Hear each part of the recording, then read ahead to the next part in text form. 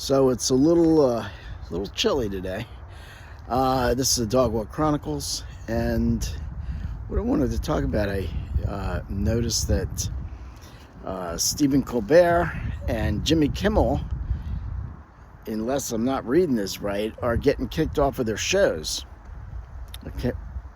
Apparently they're not funny anymore. Well, they haven't been funny for a while. Let's face it, they've been shills for the Democratic Party, shills for this whole socialist, I don't even know. They're shills for not being conservative, shills for just catering and being woke and doing whatever gets you views or gets you popularity or keeps you in the favor. And apparently some people aren't, that's not entertaining to just keep harping on making fun. I don't even watch them anymore. I used to, and back when I first started making videos, one of my first videos was talking about how, if I had understood it correctly, Colbert, Kimmel, Conan O'Brien, Jimmy Fallon, all were altar servers. In other words, they were all Catholic boys and altar servers, altar boys like I was. So I said, they've all got their show. Where's mine? And that was, 9 or 10 years ago. I don't have a show yet. I don't know I can't figure out why. And now's the perfect time, though. After all this time of working on the making the videos, now is the perfect time for me to slide in there, now that there's a space open from Kimmel and Colbert. And I was really impressed with Colbert supposedly being Catholic and I guess flaunting it, not flaunting it. He had this thing where he was, I guess, was like a little, let's see who can out Catholic the other one. And I believe Patricia Heaton and one of my favorite musicians, Jack White. And to hear that he was Catholic, I'm always interested when I hear that somebody's Catholic. It's even better if they actually follow the faith rather than Catholic in name only. Anyway, so I was impressed that those guys were all Catholic and tried to jump on that bandwagon. Anyway, now it looks like Kimmel and Colbert are losing their shows. So I don't know what's going on. I can't imagine that the woke people, all the people who want to get favor by jumping on whatever new trend seems popular, climate change, or a man can wake up tomorrow and tell you he's a woman and we're all supposed to believe it, or a woman can tell you she's a man and we're all supposed to just follow along with that delusion. Because that's what it is. They think, they feel. Feelings aren't facts, are they? Feelings aren't facts. I can, okay. Feelings as in emotions aren't facts. I could feel sick today and I would be sick. But yeah, feelings aren't facts. And so just because somebody has a mental dysphoria that tells them that they're a woman, even though all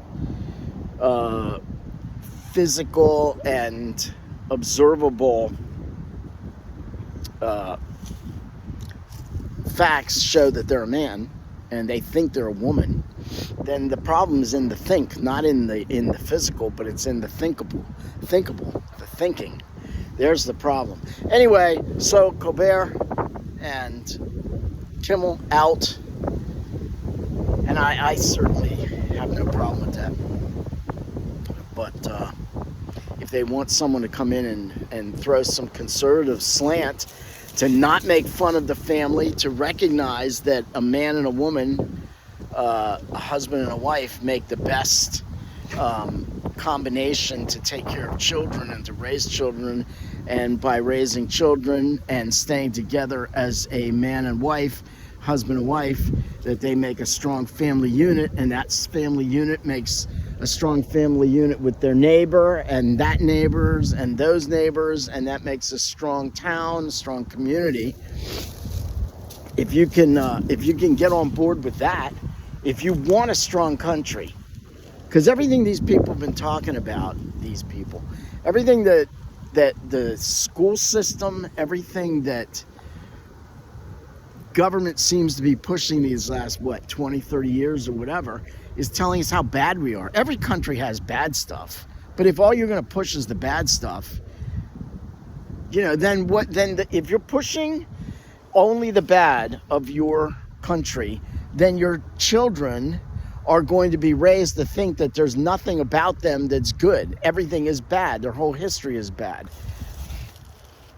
What about some balance? Every country has bad stuff. Every country has conquered another country or taken over some other space, where most countries, not every, but most countries have taken over space. Most Indian tribes took over other tribes' areas. So, let's not pretend that the United States invented any kind of evil, but it shares the evil of the world that everyone else does. But my point is, I think it's shown us, and the fact that people have been coming to this country for 200 plus years, shows that while there's evil in every country, there seems to be a preponderance of good. Gus, stop. One more second. People wouldn't be coming here in droves if this country didn't have the capability and the possibility of continuing to be one of the greatest countries and civilizations of all time.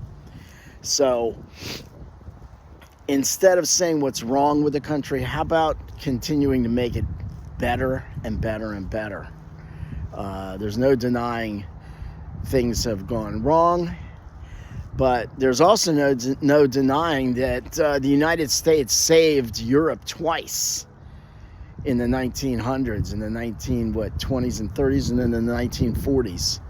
And so anyway, that's what I got to say about that. And then the last thing I'm going to close with, what's everybody mad with Tom Hanks about? Tom Hanks, George Clooney, and Brad Pitt, I used to say, are the kind of guys that everybody loves. Women love them, and guys love them because, they just seem like good guys or whatever. I mean, it's Tom Hanks. It's Toy Story. It's, but of course he's probably woke because he's part of Hollywood. This is going to go long.